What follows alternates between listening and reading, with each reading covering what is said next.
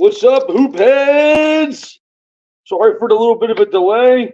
We were trying to lock in the show, making sure we have some good content for you today. I'm your boy, JB the Chef, with Undrafted Hoops. It's our third episode of this NBA Roundup season, of this early NBA season. We're really trying to do our best to bring you some consistent content, some real shit. You know, we're not trying to spin narratives. We're just trying to talk about the game as we watch it on a nightly basis.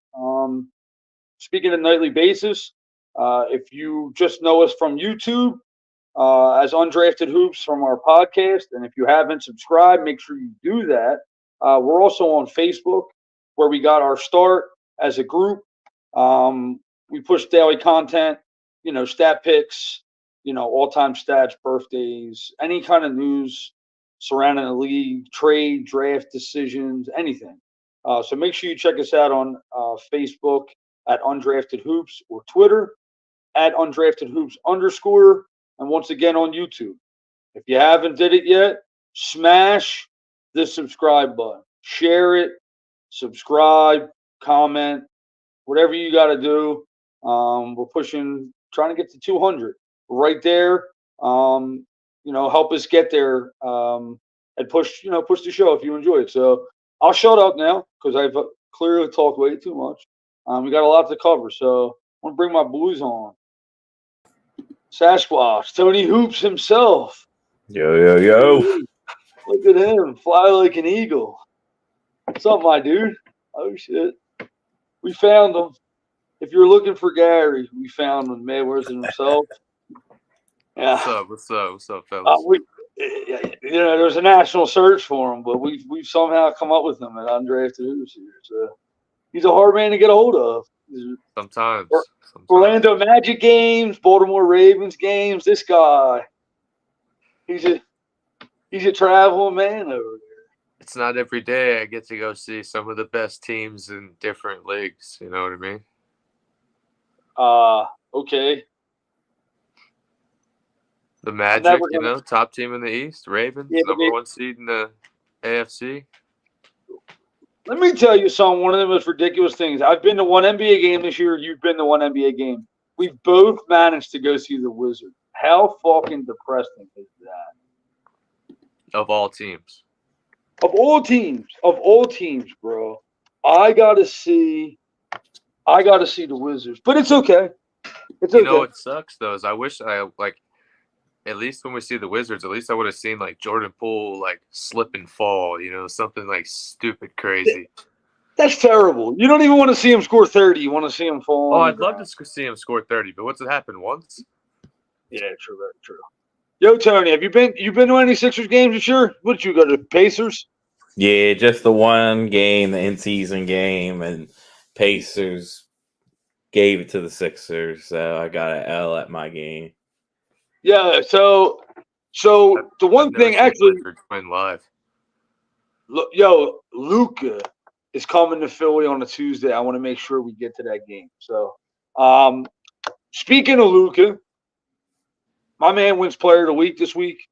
100% earned. Dude's been playing at an extremely unreal level. Teammates of his have come out, Markieff Morris, and said, "Yo, this dude is on a whole different planet."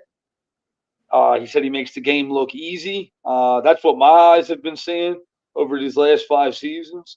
Tony, I'm going to leave with you. I know you're a mega Luka guy. You're one of the guys that spun me on to this dude earlier in his career. This isn't anything new we're seeing from him, but he's starting to get some serious recognition from a lot of his peers, which wasn't so verbal over the last couple years, in my opinion. Let's talk about Luka a little bit, and tell me if what are you seeing from the new father, Luka? What I see is he finally got back in shape. He last year, I don't really know what was going on. Last year was a little Luca was frustrated. He was out of shape, and now I just think that's the difference. Like the more in shape Luke, he doesn't get tired as much. He's making all his shots in the paint. I mean, this dude is incredible. Tonight he played. This would be considered an awful night. He had 28, 10, and 10. Oh, that's awful. Couldn't score 30. But no, Did you I see mean, it's over under? Yeah, It was 20. 36.5. Wow, that's Like wild. the fact that you're even set at an over under at 36.5. it's insane. Yeah, I am surprised at Luca's stamina. Kevin says I'm not. I mean, look, he came into the league a little doughy. It's been well documented at this point. But like Tony said, he worked on his physique all summer. Usually, he takes midway through the season to get into playing shape. I mean, he's there, bro. He looks kind of. It's only going to get, in my opinion, like when we talk about these guys, we talk about it like they should come into the league and just start winning right away. And it takes time, man. Like he was playing overseas. He wasn't playing with, American fucking prospects. Like, I mean, yeah, he was, Tony, I know Tony is an advocate for the European leagues, but, he wasn't playing with so many elites over here. And, it took him a little bit to realize, like, in order to play at the stamina levels Kevin's talking about, you got to be in some type of a build, especially at the usage he's at. Now, Gary, the one thing I want to ask you about the Dallas Mavericks, they're 16-11 on the season. Would you say 27 games into the season, is this where you expected them? I expected them to be maybe a tad bit better, but 16-11 I think is a good start for them. What are you thinking about Dallas, and was this what you thought you were going to get from them? I thought this would be close to where they'd be. I mean, Okay. 16-11, they've been back injuries. Kyrie's missing time. So, honestly, they're probably overperforming at the moment. So, when they get Kyrie back, the record win percentage should go up. 16-11 is pretty good. The West is tough. They're getting good production out of Grant Williams. Tim Hardaway Jr. looks really good again. Dante Exum came back to the States, and he's playing very well, playing a good role for them. Their rookie's really good. Derek Lively, great player. They're getting good minutes out of a lot of different people to go with Luka, which is making a big difference for them. I think their record can just keep improving. Yeah, you make a good point with Exum, and Kevin just said he didn't expect this from Exum. Tony, I know you watched a lot of Exum when he was playing in I think the Australian League, correct? No, he played for Barcelona for half a season, which is one of the better teams in EuroLeague, and then he played for Partizan, who would have probably won the championship last year if Yabusele didn't break Exum's toe in a playoff game in a fight. Wow. But yeah, he shot 45% in EuroLeague over 2 seasons. Like, I don't know why he wasn't signed even the year before Partizan, but it was probably the best thing for his career because now he just knows how to play off ball. You can't leave him open. He's a great defender. Just fits the mold next to Luka. Here's a question for you, and we're going to dive into a couple teams' trade scenarios. I know there's been talk about Tim Hardaway possibly being moved. With him playing a little bit better, might make it a lot easier. Does Dante Exum make Josh Green a little bit more expendable? Because I know teams are high on Josh Green. If Dallas thinks that they can actually compete now, do you think that they might be? If you think Exum's good enough where they can possibly move Josh Green, is what I'm asking. Yeah, he could definitely play his role.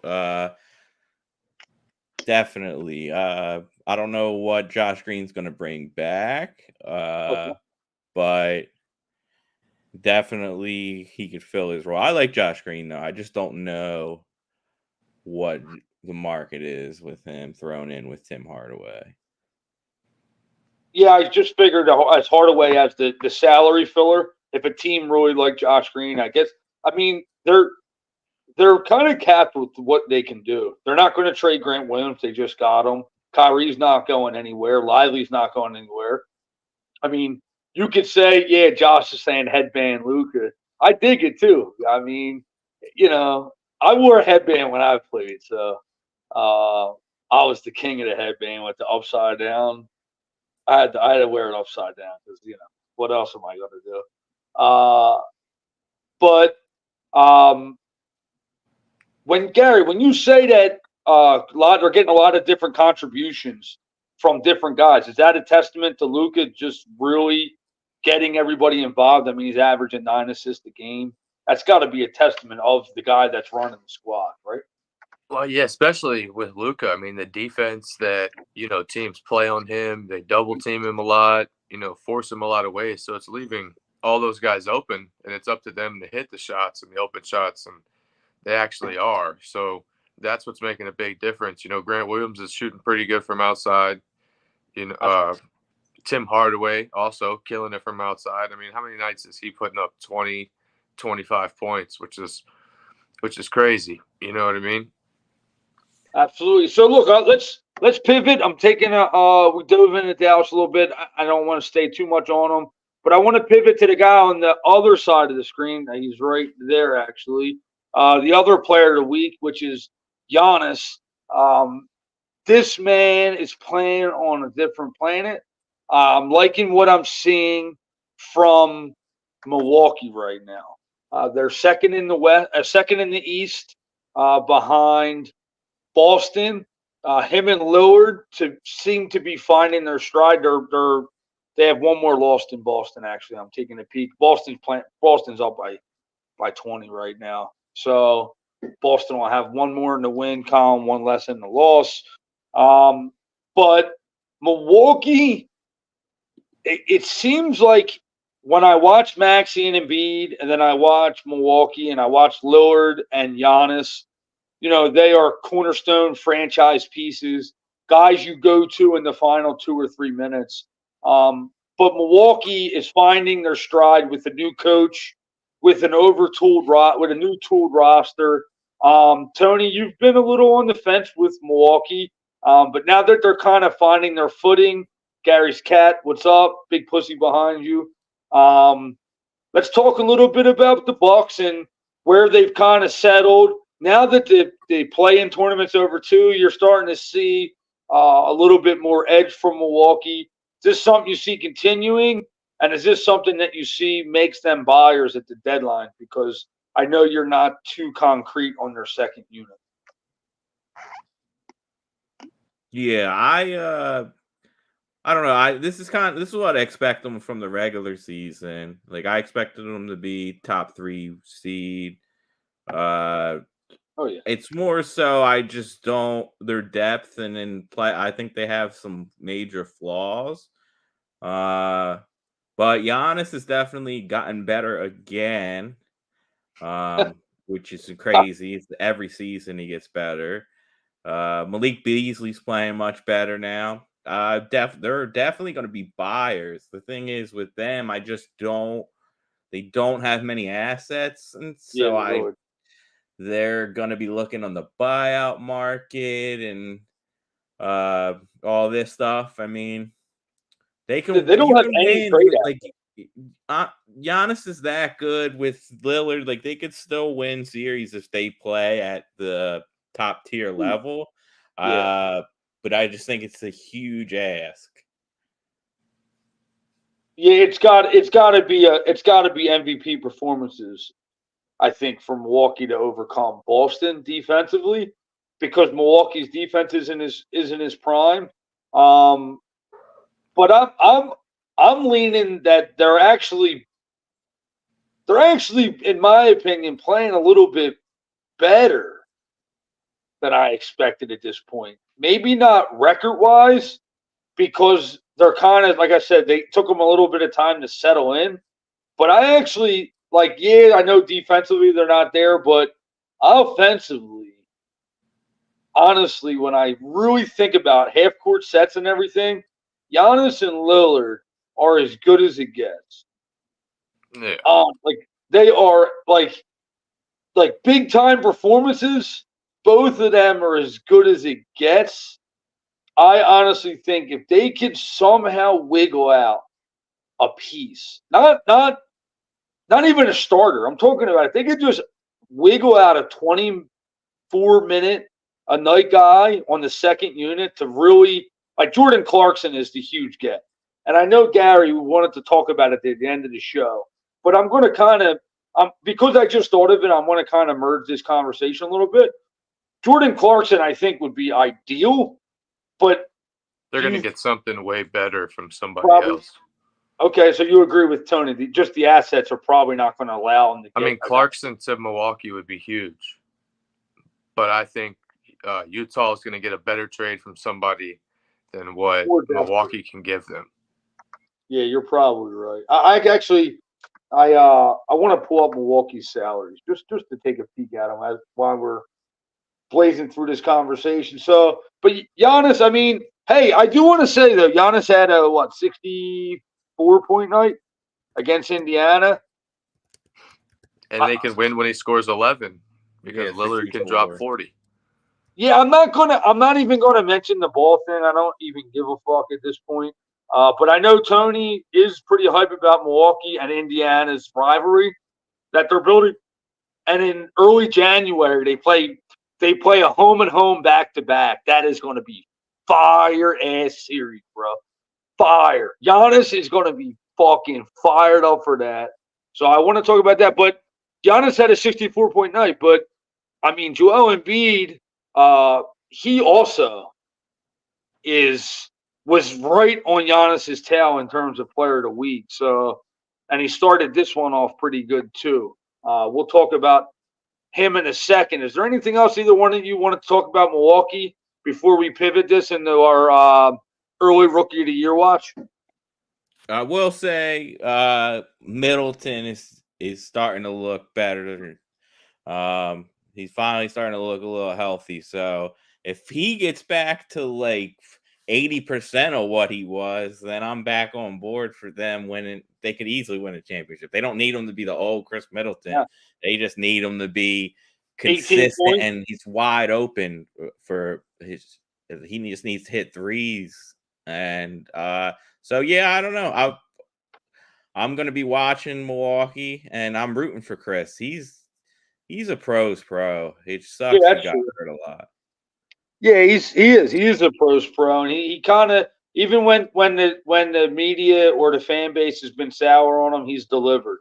Obviously, they became NBA champions together, him and Giannis. So definitely ain't writing off Chris. And a few times that I have watched Milwaukee recently, he has his jump shot. It looks like he's got a little bit more spring back in his leg. So that is good. That is good to see from him. So let's pivot over to this early Rookie of the Year watch. It's going to be a lot of guys you can touch on, but I want to talk about the two guys that are honestly putting up historical numbers. as rookies. But let's talk about. We're going to start with obviously Wemby, Victor Wembanyama. Has been getting rained on in a lot of the conversations that I've seen. Obviously, the internet trolls are undefeated, and they just seem to never go away. But Gary, should we give a fuck about their team record? I mean, like, yes, he's on a team; they're supposed to win games, but it's not about like this kid's 18, 19 years old. It's not about winning; it's about progression, right? I mean, what number one pick comes into the league and just changes the team immediately? Besides, I mean, LeBron, but LeBron. I want to hear you say it. I mean, and even at that point, they were what, the 8th seed? You Yeah. know, still, that's a great rookie year. Wemby's playing amazing. The team is just not great around him yet. They're really young. They're learning. He's transitioning to American basketball, playing in the NBA. I mean, it's all a big difference. I mean, yeah, if 2-3 years from now it's constantly 20, 25 wins or less, then I mean, it doesn't make him a bad player even then. It just means the GM is failing him and other they're not putting anything around him because he's out there producing. Did you happen to see Kevin's question? No, I did not. Sorry. He said, "Do you think that he's settling for jumpers in general because of the size?" I mean, he seems to be wanting to shoot a lot and not really forcing his his way inside. But I mean, he is really skinny. It's tough. It's tough living down there for him. He's shooting 28% from three. That is surprising to me, but also a lot of the coverage is fading in his direction. I want to ask Tony about his 3-point percentage. I want to come back to you with the question, Gary. But Tony, 28% from three, 43% from the field. Is this a result of getting used to it, or is this a result of, like Kevin's asking, is he settling too much because of his size? No, this is just where he is at as a 3-point shooter. He also takes a lot of bad threes, like step backs and such. That he'll be over 35% soon. But like the Spurs aren't even trying to win. So that's like another thing. Like they're throwing in experimental lineups and just trying to like see what's like, they're just throwing darts at a wall to see what's trying to stick and stuff. And since Wemby has moved to center, he's gotten way more buckets around the rim. And it's also a lot of times I see him run, he'll make awesome cuts and the guys will just miss him for easy lobs. Like if he was on a better team, he would be averaging probably around like 25 points a game. But yeah, I don't know. I'm also I like him taking jump shots and working on his perimeter game because this is all just trying to get him at his highest ceiling. So whatever he's doing right now, like try everything because here's some of the stuff that I'm seeing. This is when I talk about the season of Wembanyama, and I've only watched him play a handful of times so far, but I've been following on a nightly basis.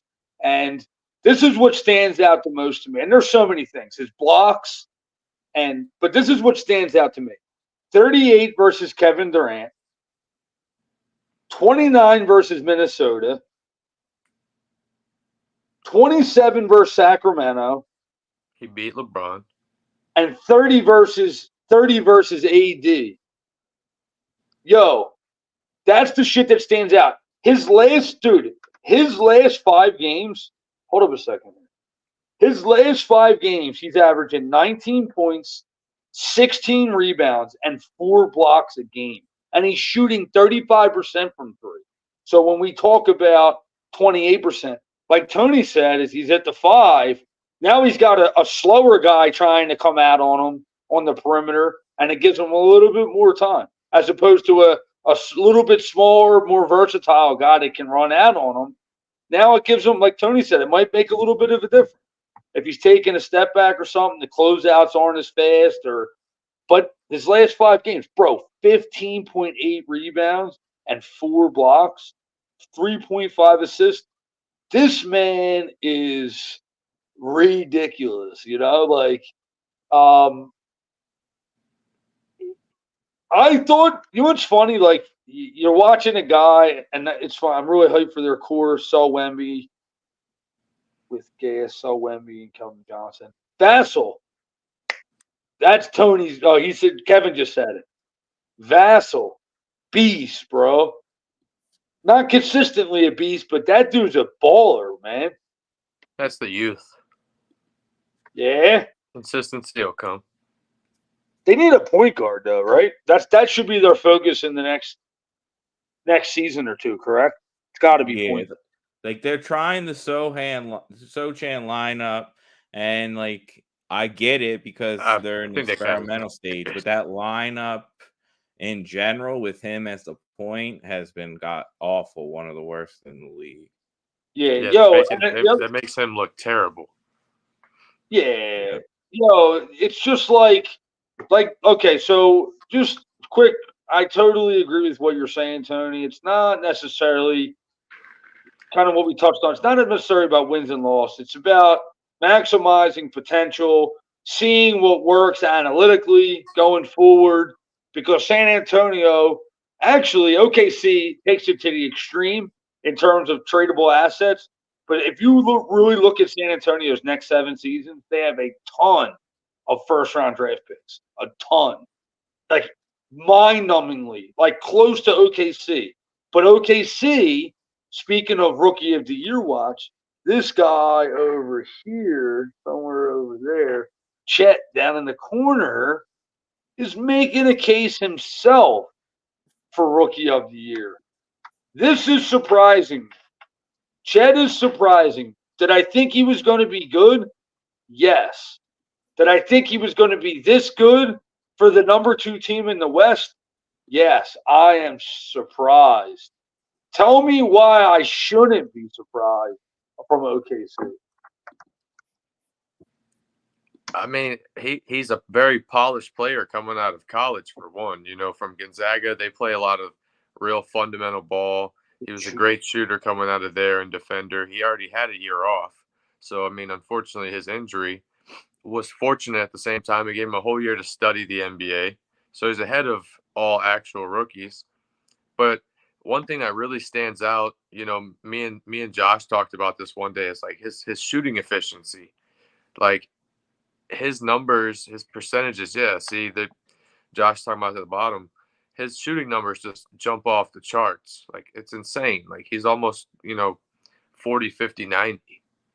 And then he plays great defense, gets tons of rebounds, and he's on a team with a guy who averages almost 30 points. Well, yeah, I mean, MVP candidate. Yeah. Shea Gill is an MVP candidate. 100%. If he isn't in your top 3, I don't know if you're watching enough of OKC. So Chet might get the same benefits that Ben Simmons got. Ben Simmons missed his rookie season. There was there's a lot of people that argued that Donnie Mitchell should have got it. Ben Simmons wasn't a real rookie. Bullshit, okay? You're a rookie, first year, and Chet, if OKC, and Tony, we talked about this earlier in the week, if OKC is like top 2 or 3 team in the West, Chet could easily win Rookie of the Year. If he's that big of an impact on the top team in the West, come on, man, that's big time. He's playing 30 minutes a game now, 29.7. Actually, the one thing I wanted to ask you is, what exactly was his injury last year? Liz Frank, the bone in your foot. It's not an ideal injury, but the recovery. Chad Lewis had that. Who did? Chad Lewis of the Eagles. Yeah, don't know why. It's the only person I never knew who ever got that injury in my whole life. Wow, that is so cool. It ended his career. Chet Holmgren. Well, is it a recurring injury? No, but there's just the the recovery itself kind of stinks. I don't know. My body, like, it's not it's better.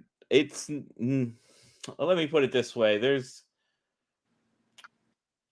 It's better than like tearing your knee, but it's not there's better breaks to have. It's a weird bone in your foot. It's like in the middle of your foot.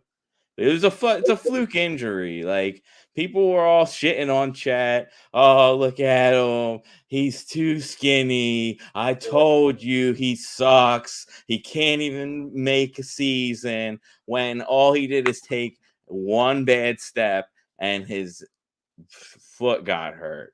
Yeah, Oh, but you know what happened? Like Gary said, he was sitting in the lab watching yeah, this OKC team, taking notes. The guy right out of surgery was taking jump shots in his chair with his one knee, with his leg up in the air, practicing jump shots. But Chet is incredible. I mean, he got eight blocks versus Denver, then followed it up with 7 versus Memphis.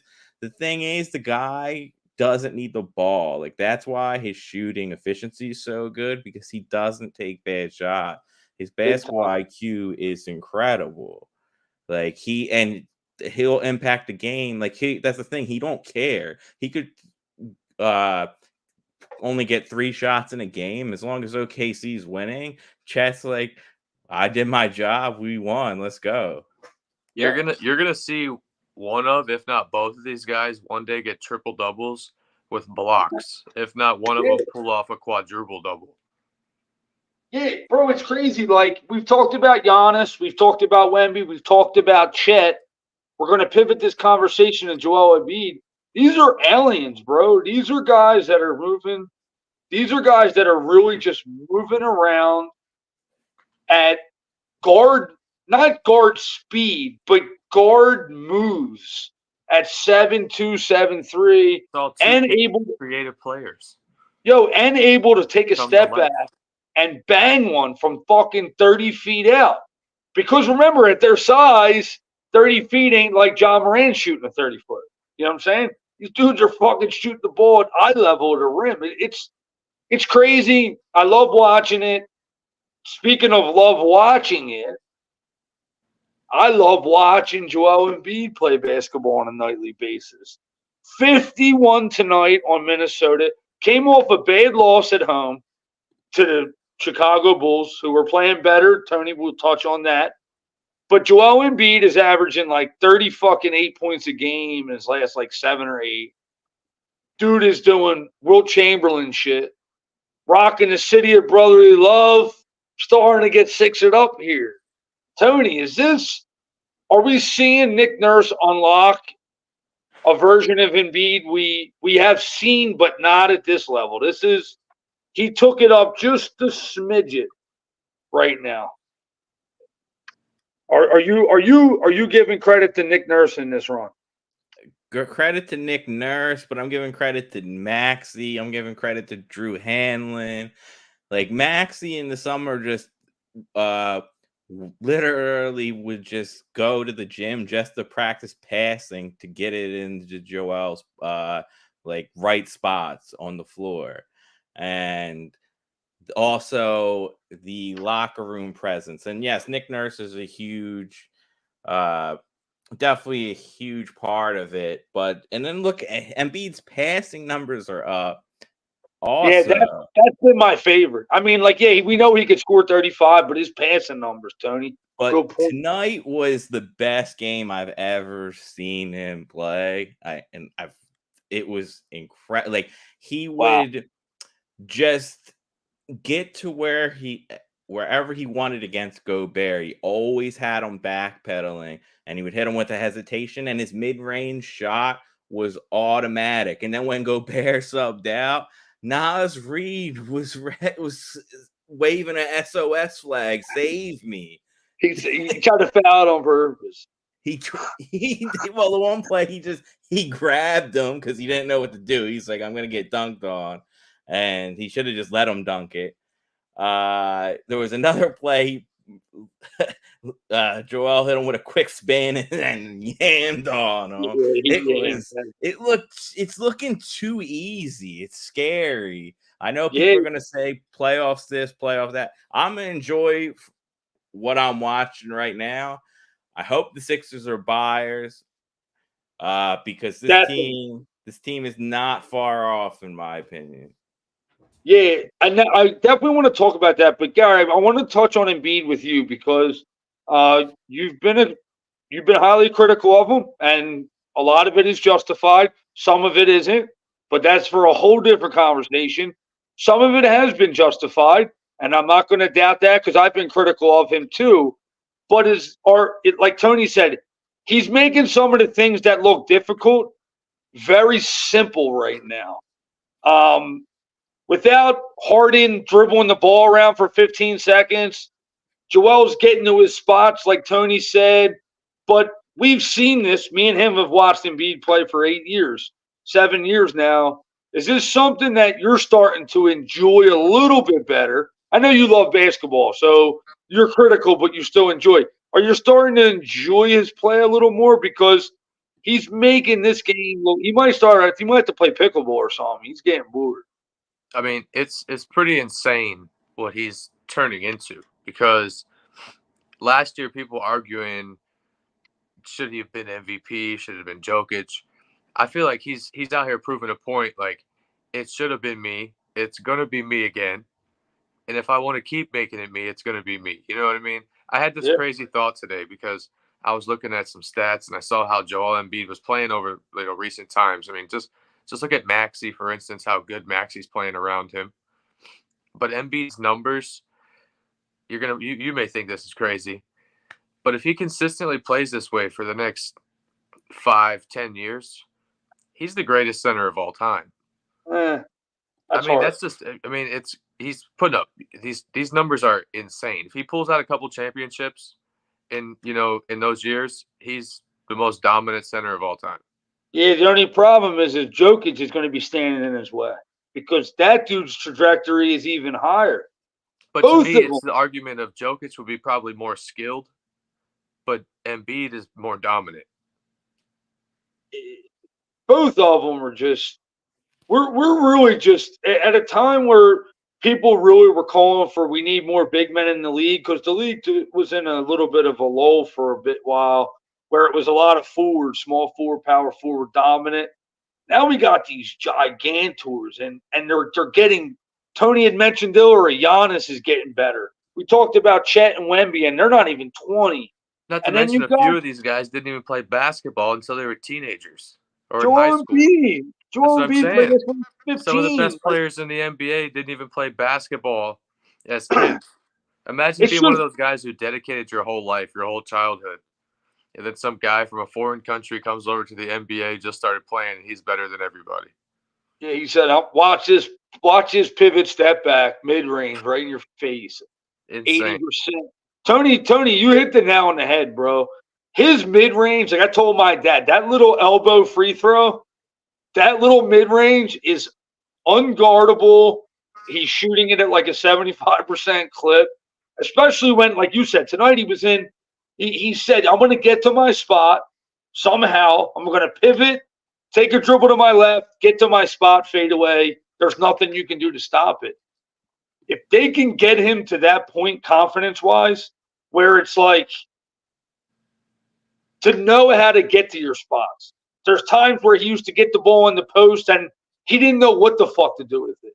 But now, with this resurgence of floor presence and knowing where guys are supposed to be, which I credit to Nick Nurse, it opens it up. Because now it's like, if I can't get to my spot and they're throwing a double team on me, I can get out of it now.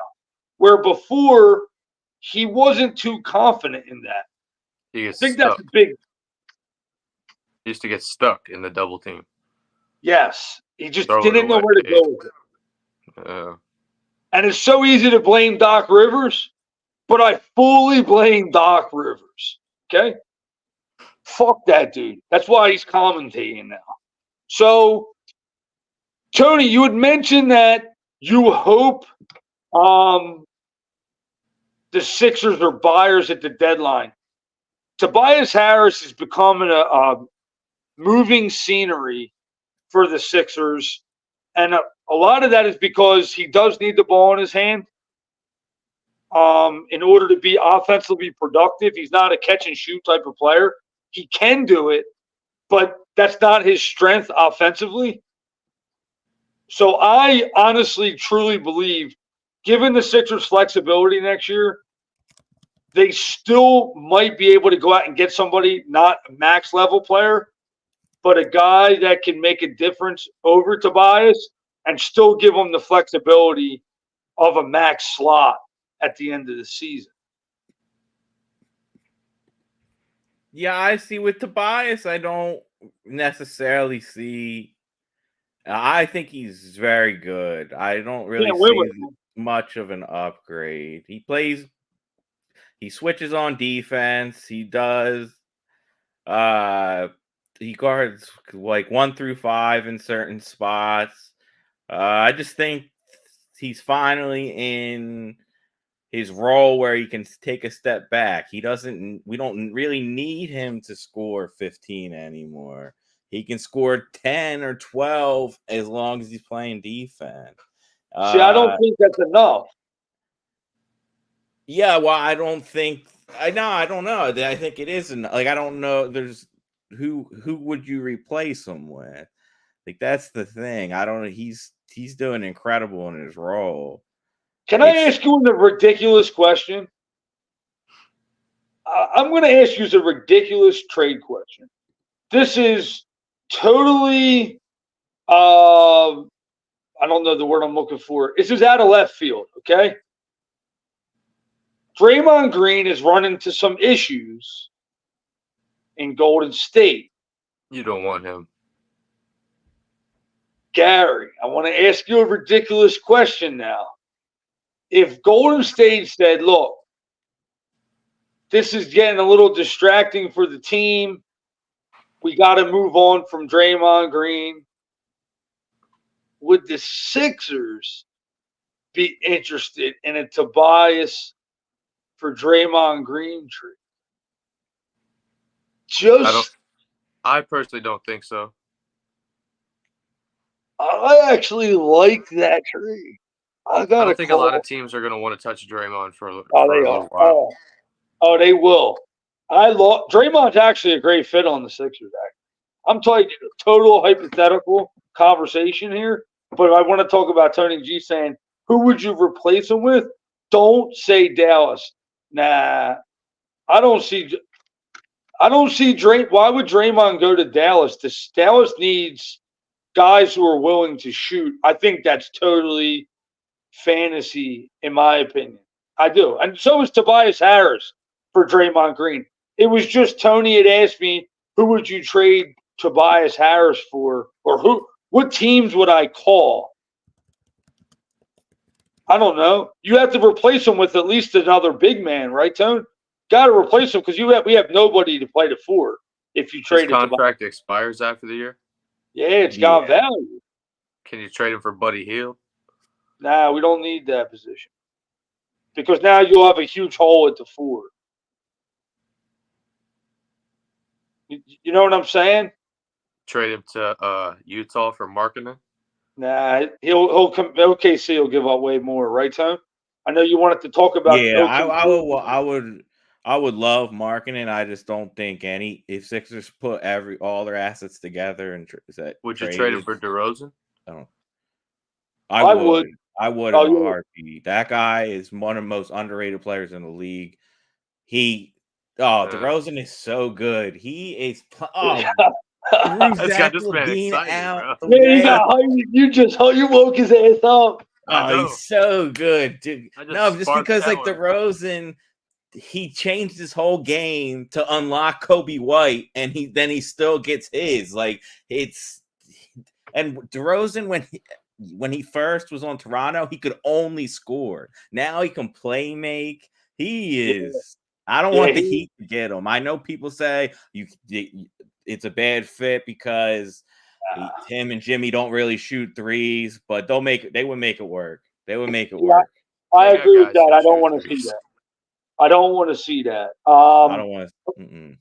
So that's a good point. We'll keep our eye on Daryl Morey. He just signed another extension with Philly, so you know that man. He's never settled. That phone's on the hip. He got 2 phones just in case. Speaking about things on people's hips, John Morant's back in action. He's got the hip. He said he kept receipts. Goes off, game winner. I almost predicted his entire stat line. Man came out guns blazing. Yeah, he did. Look at that. Thought he was John Wayne. Yo, Tony, you tell me before we go on this show, if Memphis makes the playoffs, John Morant could be the MVP of the league. Obviously, we immediately shot that down because the games played is not possible. But the Grizzlies are 7-19, 12 games under 500. It's not 6 feet deep, but is it 5.5 feet deep? Without Steven Adams, Brandon Clark still hurt. Marcus Smart set to return soon.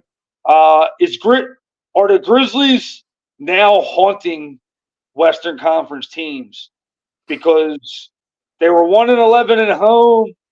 They really did not look that good, but they really didn't have a NBA roster fully equipped. Now they do. Now the full clip is getting loaded up. Are they going to unload it? Like if the Grizzlies, I think I love the Grizzlies. I think the Grizzlies are going to come out the second half of the year like, bro. All they got to go is 19-7 and they're 500. I mean, that's not like a fantasy. Just not a fantasy. That's really not a fantasy. What, 5-15? Yeah, bro, that's not a fantasy. I think from this team, not with the caliber of players like Desmond Bane has benefited the most from John Morant being out. Obviously, not on a win standpoint, but in a progression standpoint. You know, the focal point was on him, and he still delivered. This just makes his life 10 times easier. Yeah. I mean, now, I just feel like Jackson, even it was impressive that they won the other night. But they also fell down huge. We've seen that before. This was just, they stayed hyped. The game came back.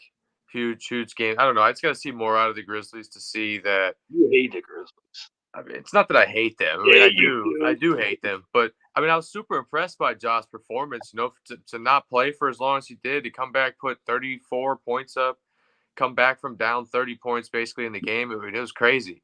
But the Grizzlies have looked awful this year. So I got to see more than just one game against the Pelicans, who, as great as the Pelicans are, also are known to let down at times. Yeah. Speaking of great comebacks last night, Golden State had a 17-point comeback against Boston. Boston was putrid in the fourth quarter. I mean, horrific. They cost me money. I'm pissed off at them.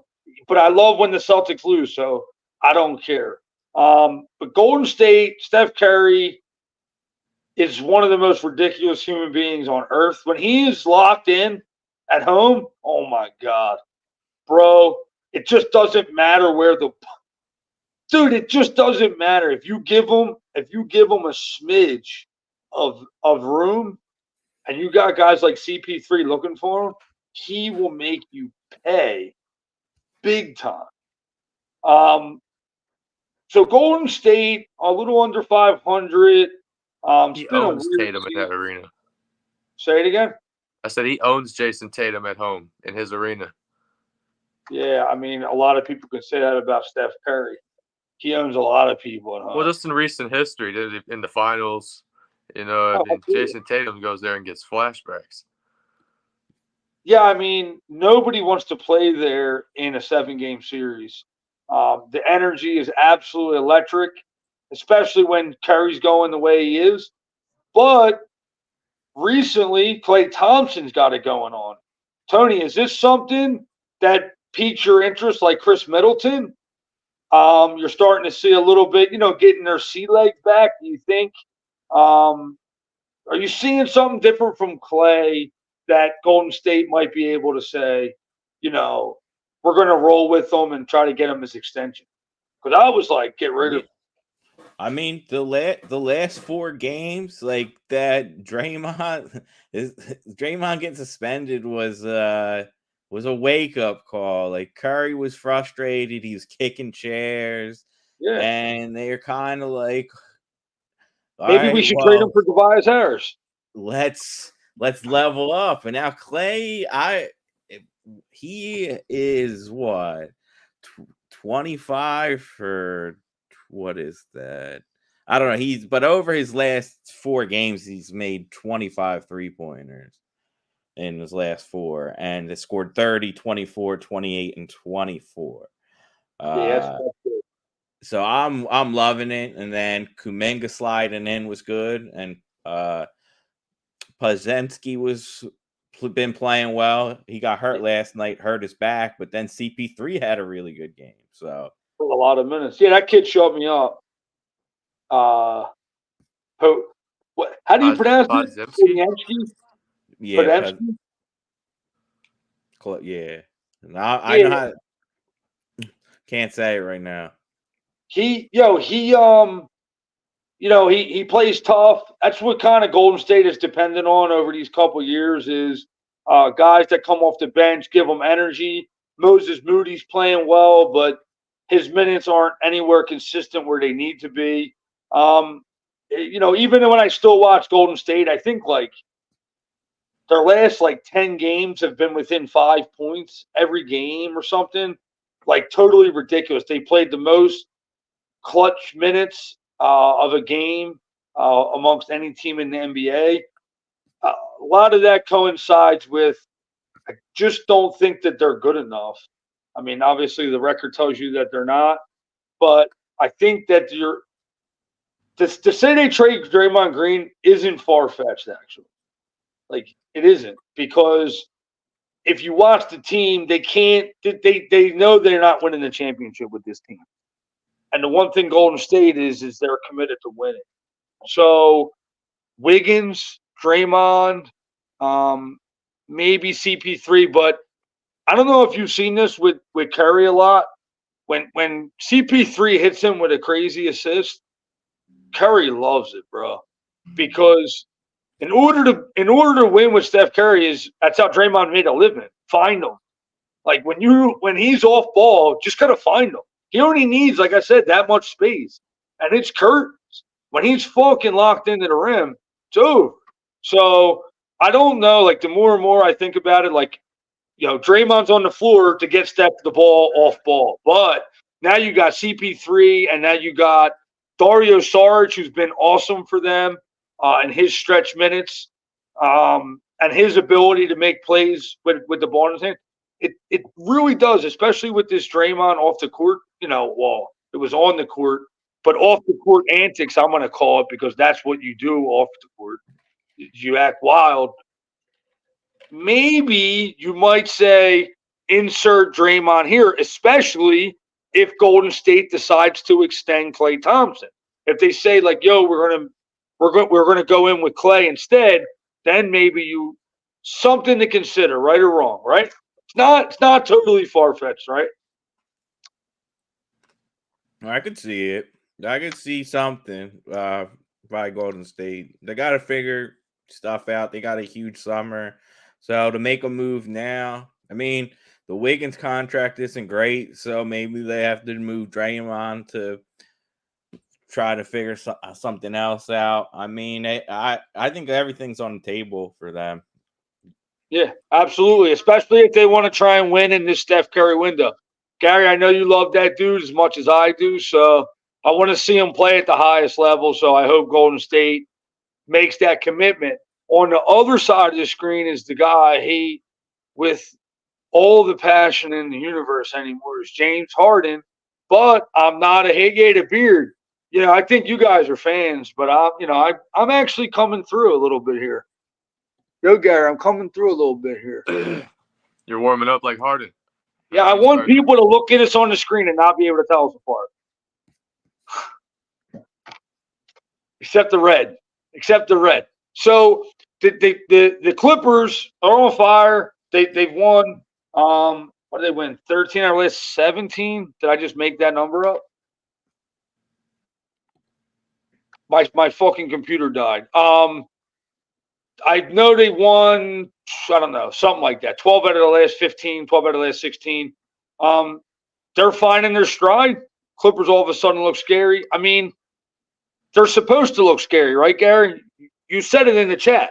They're probably one of the most stacked teams of all time in terms of, that's individual who I accolades. picked at the beginning of the season to win the NBA title. And You still standing on that pedestal? I think I'm even more confident now. After what I've seen over the last 10 games, if they play the way they've been playing, good luck beating them in 7-game series. Kawhi, PG, Russell Westbrook, the way Norman Powell is playing, James Harden's back to playing like you got Zubac, playing amazing. Terrence Mann, that team is deep. Tyronn Lue is figuring out how to use them all. It's the starting lineup is almost an all-star lineup, and then you got guys like Westbrook coming off the bench. Is Plumlee back yet? Incredible. No, but Daniel Tyson's been all right recently. Yeah, but Plumlee's getting the minutes even when he comes back, bro. Oh, when Plumlee comes back, Tice won't play a lot, if at all. Yeah, man, if they have LeBron, it's a wrap. Leaves one LA team for the next. Ain't happening. I do agree with you, Gary. 7-game series, when a game goes to half-court offenses and all, and you know how the league works, they're going to get another decent player in the buyout market. Somebody's going to get bought out, and they're going to go join the Clippers. Yeah, I mean, you might be able to see Power Man get traded still. I know they like both of them, but if there's a guy that they can think that they can realistically they still have Bones Highland just sitting around? Yeah, I'm bummed about him. I'm actually bummed about him. Yeah, I liked him. I thought he had a killer mindset. Like that dude. But there really is no minutes for him at the moment. Nah, not on that team, bro. No way. But I ain't putting them as NBA champions like you. But to think at this level, if they're healthy, that they can contend, like I think they can. Kawhi Leonard is. I want to touch on him before we pivot off the Clippers. Kawhi Leonard he's in almost peak physique right now. That dude is chiseled out, playing at confident levels. Scary times from Kawhi Leonard. Putting up almost 30 a night the last 5 nights. I mean, that's the thing, though. You get Kawhi at that level, PG at that level, Harden at that level. There's no trio in the league better. And like I was saying in the chat, it may be the best group of talent ever put together on a roster. Yeah, because even though they're not far off their peak. The only one that's past their prime truly is Westbrook, and it's not like he's a bum. And Harden, I mean. But he can still drop 35 and 15 if he wants to. Peak Harden's Michael Jordan scorer, bro. But bro, James Harden just did it a couple nights ago. He scored 30 points like 38 straight games. But he doesn't have to be Batman. No, but he's not. 10 plus assists. No, I have to disagree with you wholeheartedly. He is as good as Harden is. Harden is great, but not. It's not that he's definitely not in his prime. I'm saying he's not even close to that level. No, he's not even close to his prime level. That's how good prime Harden was. Oh, prime Harden was ridiculous. But I'm saying like Harden is not on that level. But I mean, on any given night, he can still put up 30 and 15 like he did the other day if he has to. But he doesn't have to do that. You have to rely on that. If you have to rely on that from James Harden, you're not getting it. And the good thing is they don't have to rely on it. And if you need a reference Game 7 of the Sixers fucking Eastern Conference Finals. Because when you relied on him that night, he was that level of bad. I mean, he wasn't even that level of bad just that game. In the playoffs. What? Even in his prime, he was that bad in the playoffs. Yeah, but I'm saying he's just not. He's not whatever. I mean, it's not. I don't want to bash him either. Like I don't like him. Fuck him. I hope we don't win shit with the Clippers, but not to be a hater. But I'm not going to I'm not going to say, oh, I hope he don't win. It is what it is. You know, if he's he in wins, a spot now where he doesn't have to be relied on, and he can really make a team great that way. Yeah, just find people. He has to commit to that role wholeheartedly, and I Yeah. think he can. I think that the team's veteran leadership is enough to get him there. So I'm not going to totally bash your decision. Tony, we're on the hour mark. We touched a little bit on the Chicago Bulls. When I had mentioned um, that the Sixers lost to him. Gary had mentioned Colby Jones. You've mentioned DeMar DeRozan. Um, does this make Zach LaVine, like you said, his value might not be where it is, but does this make Zach LaVine the odd man out, and he's definitely getting traded at the deadline? I think it's all whatever, but I Yeah, want to know. they'll take whatever package they could get for him at this point. Uh, they're better off without him. He doesn't want to be there. They don't play better without him. Thing is, if they traded him last year, they may have gotten actual assets, and now it's more like you're trying to find a team for him. But the Bulls are just pretty good over the last 10, 7-3. I just feel like if they don't make any move, if they remove Levine and that's it, this is a playoff team. They probably should be sellers, but I just don't know. Bulls are interesting. They don't really like to tank, if you want to call it that. Yeah, they're okay with maybe make the play-in. If not, they're a lottery team, and that's what they've been. It's kind of frustrating. They've also been unfortunate. The Lonzo Ball thing kind of threw a wrench in their plans. I would have liked to see him a little bit more. Wow, Josh hits me with the Halliburton Firestone. Indiana, interesting enough. Um, Indiana hit a little bit of a rough spot since the in-season tournament ended. Is this defense going to have a tough time? Because when the in-season tournament was going on, I said, "Oh, Indiana might actually be 7-8 seed." Now their defense is telling me something a little bit different. Is this problematic for Indiana, or do you think that Halliburton can kind of weed them through it?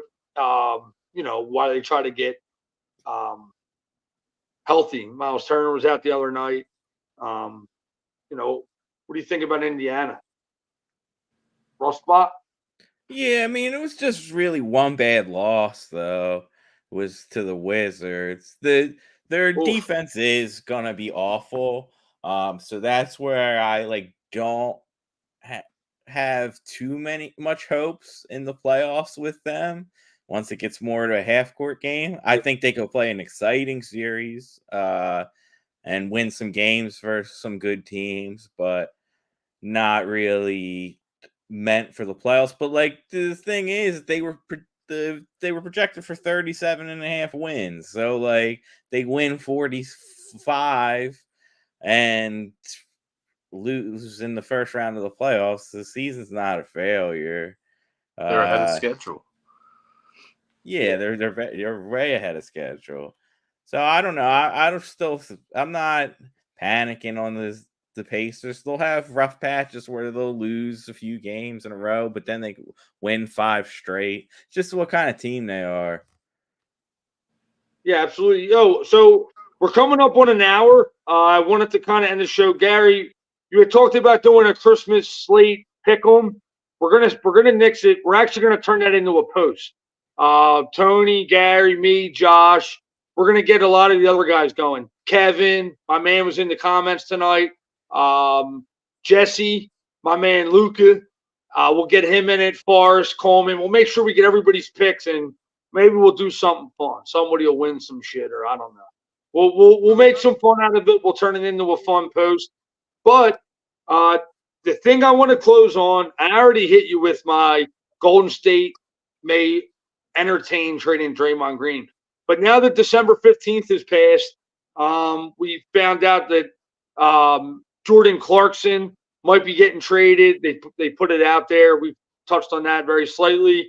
Is there any teams that you want to just say might be buyers or sellers that would be a surprise to the casual? Only one I got is if OKC all in, Laurie Marketing, and they're contenders to win the championship this season. With marketing. Yeah, marketing. All they need to do is Bertans, 5 picks or whatever. Giddy, they have all Giddy's these. in it? What? Giddy They gets can it even done. keep they don't even need to give up Giddy. That's how many picks they have. So they could literally do Bertans and what picks you want and go from there. You could. That's a good point, Tony. I want to ask you this though. This is very important. Should Utah entertain a big deal for marketing? Yeah, they should. I agree. If it's going to be that many picks, and then they already have all those assets for the Gobert and the Donovan Mitchell, I think they really are going for this kid Cooper Flag 2025 draft. So they're gonna unload because it's no one's signing in Utah. If you don't do it organically, they got no shot. So you take your assets, you find your players, you build around them, and then that's what I got for my surprise or what I like to see happen. We've talked about this before. When a team like OKC gathers up all these assets, you can't keep drafting them. You eventually got to pick a guy and go all in for him. And I agree with you. If they get marketing, you said they can compete. You might be right. It would be a very, very, very good fit for that team. And I like where your head's at. Gary, is there a team you like to see surprise buyers or sellers in this market? Well, I mean, before the unfortunate news of Mitchell Robinson being out for the season, I mean, I still would love to see the Knicks make a move, try and actually add another big piece, try to make a true run, because I don't think they can do it with the roster they have. They'll be competitive, probably get to the second round or so. But I want to see Minnesota go get somebody. I would love to see Minnesota get like a Jordan Clarkson. Yes, or good call. I don't know if they can, obviously they don't need Markkanen when they got Rudy and Naz Reid, and now McDaniels is playing crazy, and Cat. They don't have a need for Markkanen, but I would love to see them go get just another piece to make a run, because that's the team I think just maybe a piece away from being the true elite team in the West and up there to win it. Yeah, they're going to be there all year. So a guy like that can really give them some staying power. Jordan Clarkson type off the bench, sparking them. And I do like it. He's a high energy guy too. And I think that's big for that franchise. So I'm just going to say, I mean, like I said, I spoke a little ridiculous with Draymond for Tobias, but I think the Sixers are going to be buyers. And that kind of changed my tune a little bit from the beginning of the season. I thought they were going to be selling, but I think that they are buyers. They see a window. I think they see Maxey as budding, and they're going to just re-sign him to whatever contract they can sign him to. And Embiid he's that dude. So we're going to end it right there. Yo, happy holidays to both of you. You as well. Let's make sure we do this before. If we can get this before New Year's, would be good. It's a little window between New Year's and Christmas, but if we can somehow, I'm off next Wednesday. I'm off. So maybe we can do one more before the New Year. Talk about the season in review type of deal, and well, it would be the end of last season and the start of this season would be a kind of a cool little tweak. A lot of stuff's going on in the league, so it'd be cool to highlight some of the things we kind of forgot about. That would be fun, actually.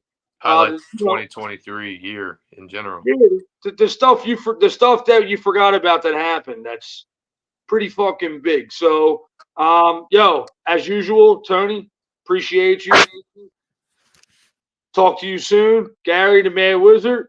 Go Ravens this week. We need you to beat San Francisco in football. It's not to do a cross chat here, but you see it on the bottom. Josh, behind the scenes, always you're a beast. Like and subscribe. Smash the fucking subscribe button on Undrafted Hoops. Facebook Undrafted Hoops. Twitter Undrafted Hoops _ Peace out. JB the Chef signing off. Undrafted Hoops. Booyah!